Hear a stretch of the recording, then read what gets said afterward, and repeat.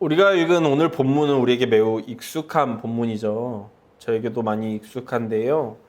우리가 좀 전에도 광고 시간에 말씀드렸지만 7, 8월 에너지 빈곤층에 계신 두 분의 어르신을 후원하기로 했고 지난 7월에도 후원을 했죠.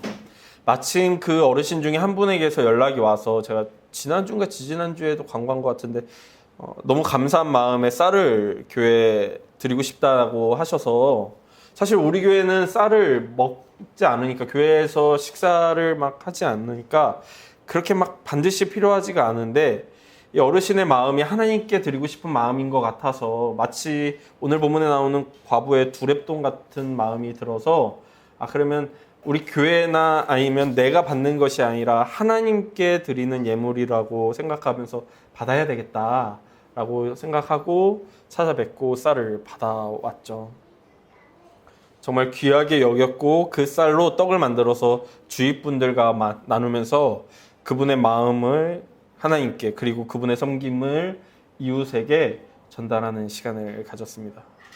예수님께서도 이 과부의 두렙돈을 얼마나 귀하게 여기셨는지 부자들이 돈을 많이 냈다고 쓰여 있는데도 불구하고 그 많은 돈보다도 어떤 돈보다도 더 귀하다라고 과부의 두렙돈을 칭찬하셨어요. 이런 본문의 해석은 단지 요즘만 하는 것은 아니고요.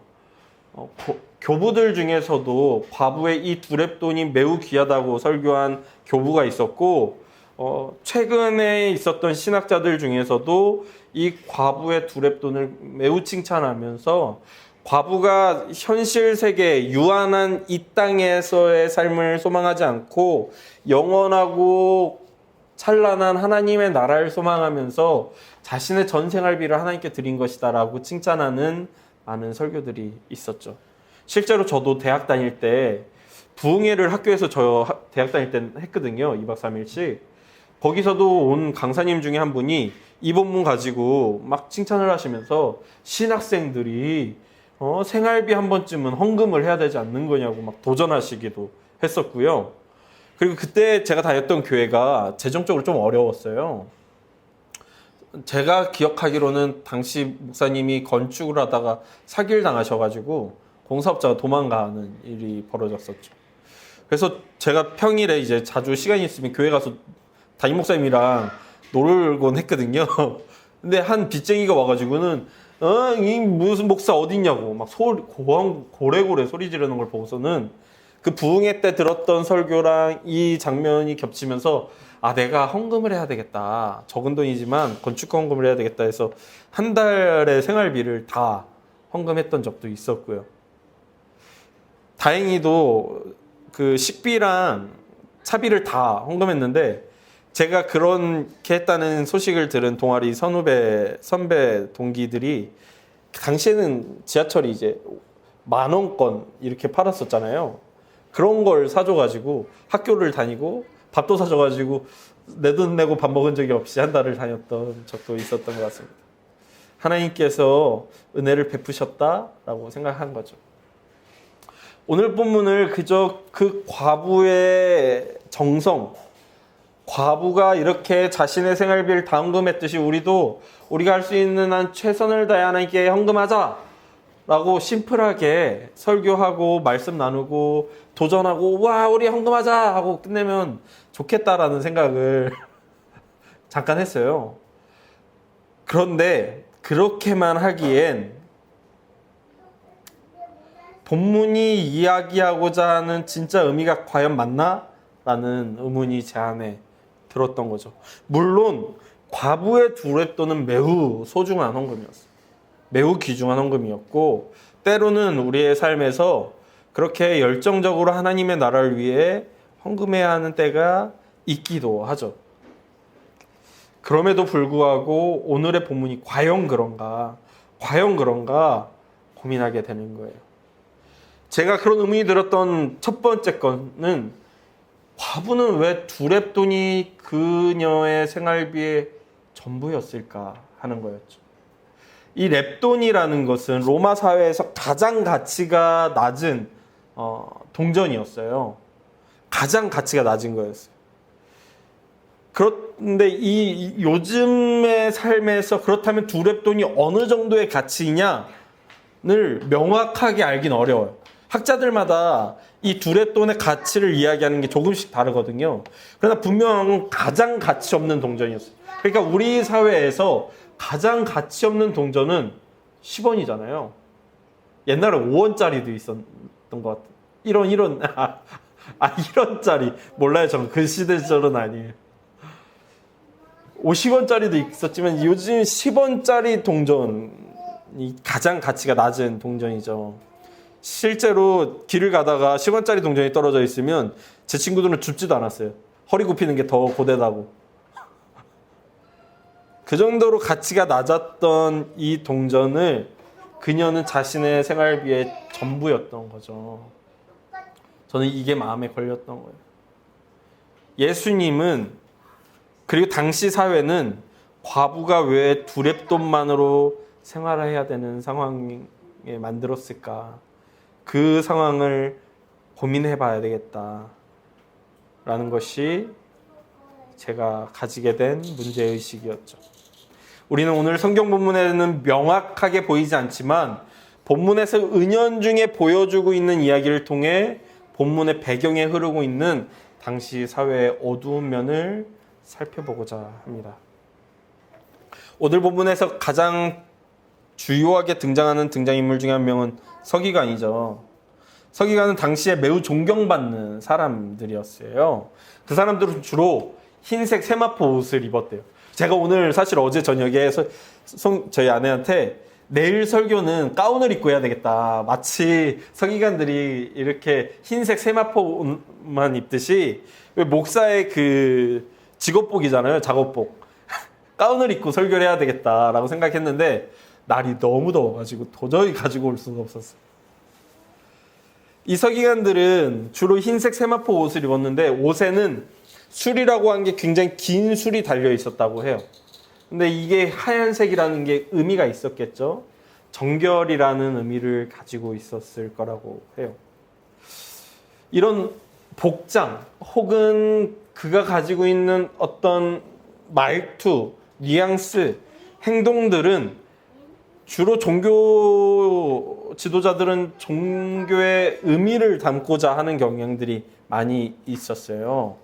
고대 사회는 매우 문맹률이 높았기 때문에 이런 성경책을 나눠줘 봐야 읽을 수 있는 사람들이 거의 없었고, 그랬을 때 어떻게 교육해야 되는가 하면 그 사람들이 볼 수 있는 것들을 통해 주로 교육하는 거죠.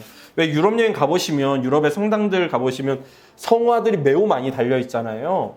그 이유는 중세 시대에 교회를 나오는 굉장히 다수의 글을 읽지 못하는 성도들에게 하나님이 어떤 분인가, 예수님이 어떤 분인가, 신앙생활은 어떠해야 되는가에 대해서 가르치는데 매우 중요한 도구가 그림이었기 때문인 거예요.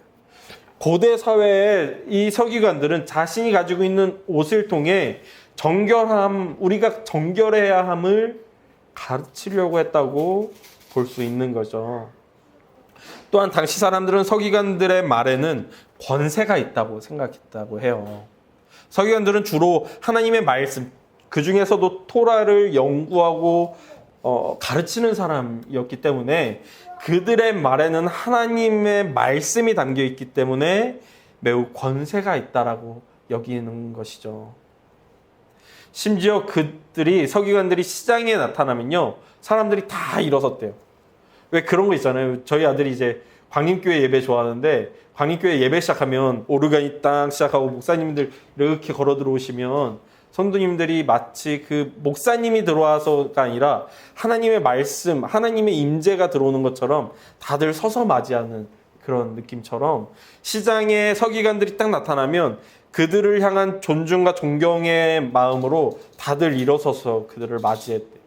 그리고 서기관들을 향해서는 호칭으로 라비, 아버지, 주인이라고 표현하는 거죠. 지금 이런 건 지금도 남아있잖아요. 신부님들을 향해서 father라고 표현하듯이요. 이런 서기관들이 잔치에 참여하는 건 당시 사람들에게 매우 기쁘고 감사한 일이었다 그래요. 왜냐하면 왜 우리도 여러분 그 100일 잔치나 돌잔치나 결혼 예식에 목사님들을 초대하고 목사님들에게 예배를 진행해 달라고 부탁드리곤 하잖아요. 그렇듯이 잔치가 벌어지면 서기관들에게 우리 잔치에 참여해 주십시오라고 부탁하고 그 서기관이 참여했을 때는 상석에 앉도록 요청했다고 합니다. 회당에서도 마치 교회당의 역할을 하는 거죠. 회당에서도 그 서기관들은 가장 눈에 띄는 자리에 앉았다고 해요. 하나님의 말씀이 놓여 있는 곳에서 가장 가까운 곳에 그들은 앉았고, 그러다 보니 회당에 모인 사람들의 시선이 어디에 항상 가 있겠어요. 하나님의 말씀인 토라에게 다 있고, 그 토라를 향한 시선에 가장 눈에 띄는 자리에 서기관들이 앉아 있었던 거죠.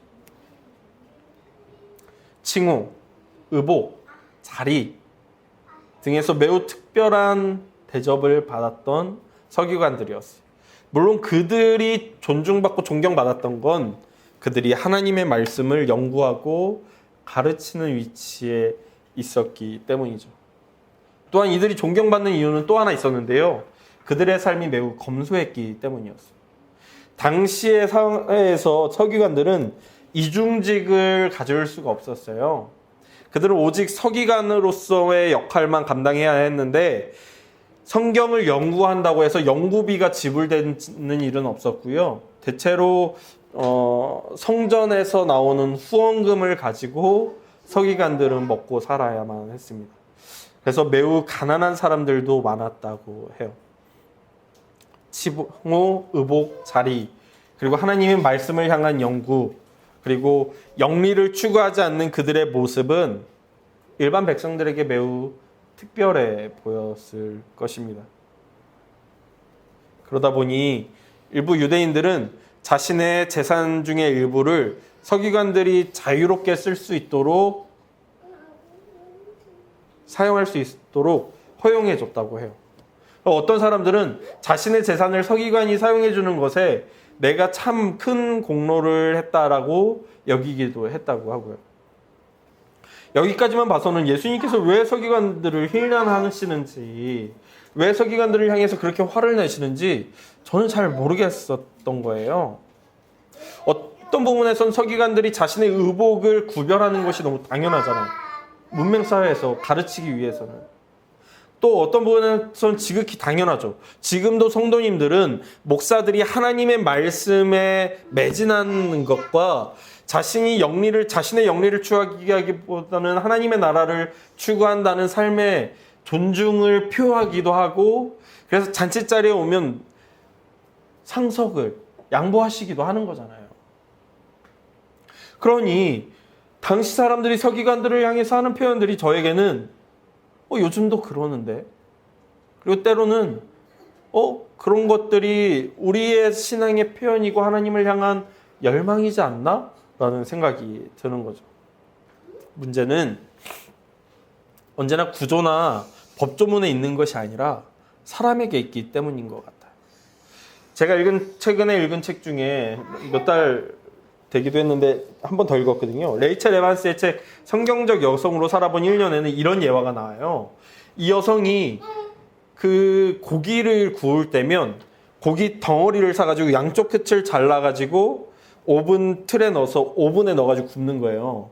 남편이 와가지고 왜 그렇게 구워? 그랬더니 우리 엄마가 그렇게 했어. 이유는 몰라 라고 하는 거죠. 그래서 엄마한테 가가지고 엄마 왜 고기 그렇게 구워? 라고 물어본 거죠. 그랬더니 엄마가 몰라, 너네 할머니가 그렇게 했어. 그러신 거예요. 그래서 할머니한테 가서 할머니 왜 그렇게 구웠어요? 그러니까 할머니가 뭐라 하셨냐면 오븐 틀이 작았어 라고 하시는 거죠. 그러니까 의미는 사라지고 그 이유는 사라지고 그 모습만이 남아서 그 자녀에게, 또 다른 자녀에게 흘러가고 있었던 거예요. 하나님께서 제사장과 서기관들에게 의복을 따로 정해준 의미가 분명히 있어요. 하나님께서 그들에게 말씀을 연구하라고 하신 이유도 분명히 있고요. 사람들이 그 사람들을 존중하고 존경을 표현하는 이유도 반드시 있었어요. 그런데 그것이 시간이 흐르면서 그 사람들의 마음에 의미는 퇴색되어지고 형식만 남게 되자 이것이 그릇된 방향으로 향하게 되는 거죠. 서기관들 역시 마찬가지인 거예요. 교육을 위해 의복을 구별해서 입었으나 하나님의 말씀 가장 가까이 앉는다는 것이 그들이 말씀을 그만큼 열망하고 연구하고 가르치는 사람이라는 자리에 자신을 앉혔으나 그것이 권리가 되고 차별이 되었을 때에 그것이 악습이 되어버리는 것이죠.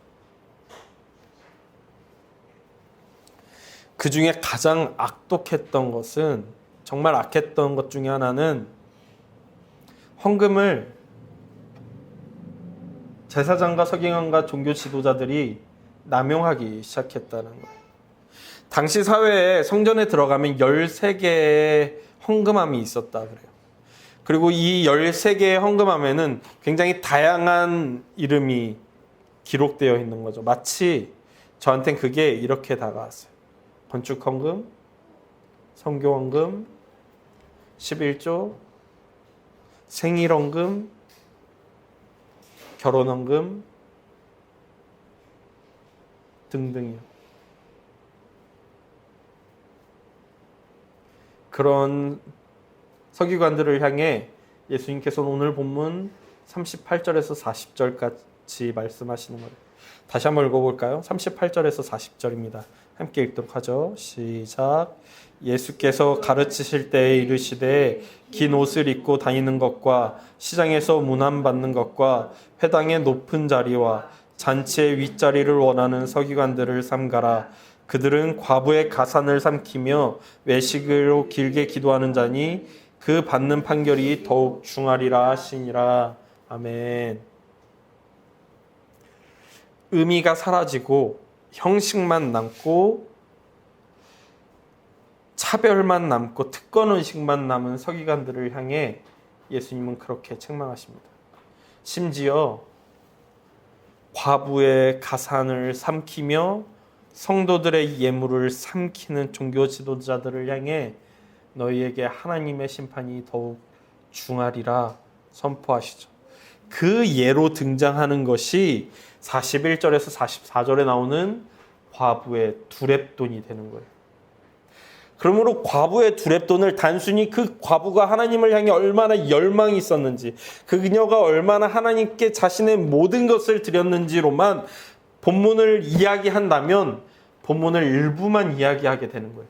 이건 너무 귀한 헌금인 거예요. 과부가 드린 두렙돈은 자신의 전부를 드렸기 때문에 하나님께서 매우 기쁘게 받으실 것이고 하나님께서 매우 귀하게 이걸 여기실 거예요. 하지만 오늘 본문은 그것과 함께 예수님께서 종교 지도자들을 향해 어떻게 된 일이냐, 너희가 왜 저 과부의 두렙돈을 너희의 배부르는데 사용하고 있느냐라고 책망하시는 거죠. 이건 하나님의 말씀을 완전히 역행하는 행동인 거거든요. 구약 성경에서 하나님은 수도 없이 반복해서 종교 지도자들을 향해 사회적 약자를 돌봐라, 과부와 고아와 외국인들을 위해 너희는 먹을 것을 준비하고 그들을 베풀고 너희가 사회의 안전망이 되어주라고 말씀하시거든요. 그런데 오늘 본문에 와서는 그것이 역행해서 과부가 가지고 있는 두렙돈조차도 빼앗아서 자신의 배를 불리고 있는 종교 지도자들을 향해 저들을 향한 하나님의 심판이 중하리라 말씀하고 계시는 거예요.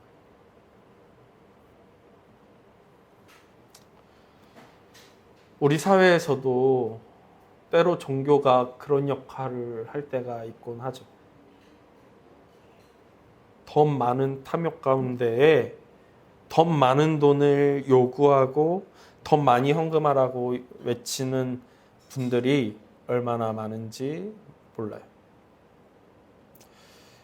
실제로도 한창 교회 건축이 붐처럼 일었을 때에 성도님들의 집을 담보로, 성도님들의 직장을 담보로 얼마나 많은 돈을 대출해서 교회를 세우고 그 빚이 감당되지 않아서 파산한 분들이 많은지 모르겠어요.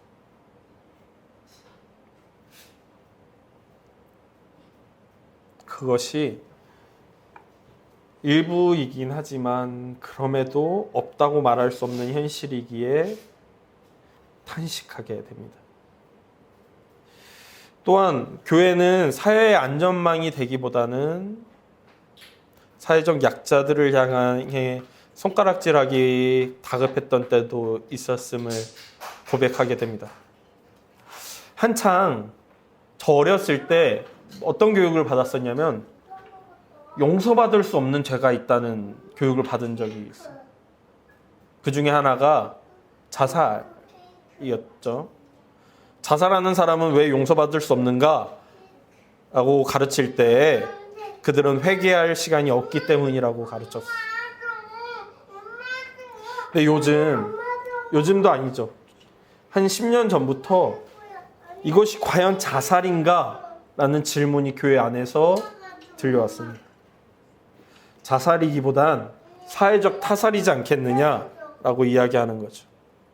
내일에 대한 희망을 빼앗고 마치 과부의 두 렙돈을 빼앗은 것처럼 사회적 약자들에게 그 모든 생활비를 빼앗아간 사회를 향해 교회는 단 한마디의 외침도 없었는데 그들의 자살만을 그들의 탓으로 돌리는 것이 과연 옳은가?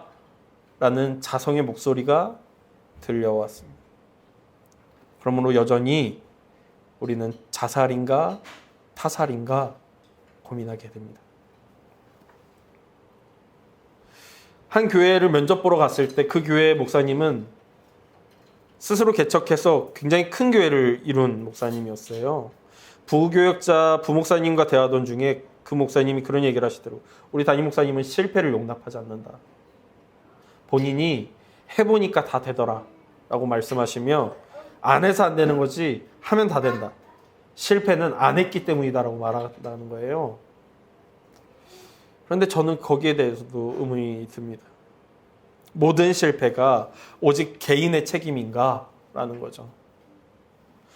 우리가 사는 사회는 그렇지가 않아요. 필연적으로 성공한 사람들을 밑에서 받쳐줄 실패자를 만드는 구조화 되어 있죠. 은행은 자신이 가지고 있는 돈보다 훨씬 많은 돈을 대출해 줄 수 있어요. 그 대출은 필연적으로 빚이라는 것을 만들죠. 그 빚은 결국엔 누군가 떠받들어 주지 않으면 붕괴하게 되는 구조예요. 즉 누군가 이득을 보고 있다면 누군가 빚을 지고 있는 게 논리적 귀결이에요. 실패했다는 건 개인의 실패이기도 하지만 사회 구조를 그따위로 만든 사회의 문제이기도 합니다. 그런데 교회가 과연 그런 실패에 대해서 얼마나 이해하고 용납하고 그들을 위해 애쓰고 있는가 돌아봐야 하는 것이죠. 과부가 두 렙돈을 드린 거 너무 귀하죠. 그러나 교회는 마땅히 과부가 두 렙돈만으로 생활하게 해서는 안 되는 거였어요. 자살하지 않는 것이 훨씬 더 중요하죠. 그렇다면 교회는 자살을 향해서 죄를 지었다고 말하기보단 자살할 수밖에 없는 상황에 있는 사람을 보듬어 안을 준비를 해야 하는 거죠. 왜 실패했는가? 너희는 왜 노력하지 않았는가? 라고 말하기보다는 오직 성공한 사람들만을 교회의 강대상에 세우고 간증하게 하기보다는 실패한 자들을 위로하고 용납하고 받아들이고 함께하고 함께 울 수 있는 교회가 되어야 하는 거 아닌가 고민하게 됩니다. 교회는 오히려 아픈 사람이 더 아픈 곳이 되는 곳이 아닌가 고민하게 되는 거죠. 필립 얀시라는 분이 쓴 하나님의 놀라운 은혜라는 책에 보면요. 첫 부분에 이런 사람과의 만남을 이야기해요. 자신의 어린 딸을 소아성애자에게 팔고 돈을 버는 한 창녀의 이야기가 나옵니다. 그녀에게 필리만 씨가 이렇게 질문했대요. 왜 교회에 가서 도움을 청하지 않습니까? 그러자 그 창녀가 놀라며 교회에 가라고요? 교회에 가면 나는 더 절망하게 되고 나는 더 작아지고 나는 더 외롭게 될 뿐입니다.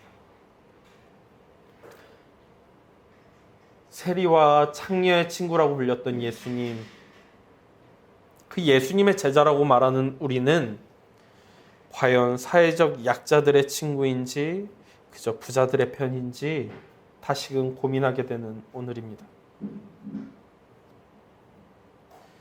우리 교회는 마땅히 하나님의 은혜를 선포하고 말하는 교회여야 하죠. 하지만 그것이 그저 입술의 고백에서 끝나고 교회 나올 때는 그저 괜찮은 척, 잘 살고 있는 척, 그리고 그런 사람들만 모이는 공간으로 만든다면 우리는 잘못 가고 있는지도 모르겠습니다. 과부가 두렙돈을 드리는 건 매우 귀중하지만 과부가 두렙돈을 드리지 않고 더 풍요롭고 평안한 삶을 유지할 수 있도록 만드는 종교가 되어야 했듯 자살을 생각하고 내일에 대한 소망을 잃고 그저 자신의 인생을 실패자로 여기는 사람들을 향해 교회에 오십시오라고 말했을 때에 교회라면 내게 소망이 있겠다라고 여겨지는 오늘날의 한국 교회가 그리고 우리 교회가 우리 삶이 되었으면 좋겠습니다. 기도하겠습니다. 하나님, 과부의 두렙돈은 매우 귀하고 하나님께서 기뻐 받으셨을 것입니다. 그러나 문제는 과부가 두렙돈을만으로 자신의 생활을 해야 되도록 만든 사회, 그 과부의 두렙돈마저도 빼앗아서 자신의 배를 불린 서기관과 종교 지도자들, 하나님께서 사회의 안전망이 되라고 하셨던 명령을 잊은 채 자신의 탐욕을 드러내는 종교에게 예수님께서는 저들에게 하나님의 심판이 더 중하다 말씀하십니다. 우리 사회, 교회는 어떤 이미지입니까? 사회적 안전망입니까? 사회적 약자가 들어오기에는 더 외롭고 더 아프게 만드는 공간입니까? 하나님, 교회가 잘못 가고 있다면 돌이켜 회개하고 하나님의 말씀을 쫓아 다시금 살아가며 어떤 아픔, 어떤 괴로움, 어떤 절망 가운데 있을지라도 교회라면 내가 소망이 있다 고백할 수 있는 공동체가 되게 하여 주시옵소서. 우리 교회가, 한국 교회가, 우리 공동체가 그렇게 서길 간절히 소망하며 예수님의 이름으로 기도했습니다. 지금은 과부의 두렙돈을 가리키시며 그녀가 두렙돈으로 생활하게 한 수밖에 없는 상황을 보이시는 그리스도의 은혜와 그리스도의 손가락을 통해 과연 너희는 어떠하냐 말씀하시는 하나님의 말씀과 너희가 이제는 사회의 안전망으로 다시금 서라고 말씀하시는 성령님의 뜻을 쫓아 살아가기를 결심하는 모든 교회와 성도님들의 삶 가운데에 결단과 인내와 인도하심이 언제까지나 함께할지어다.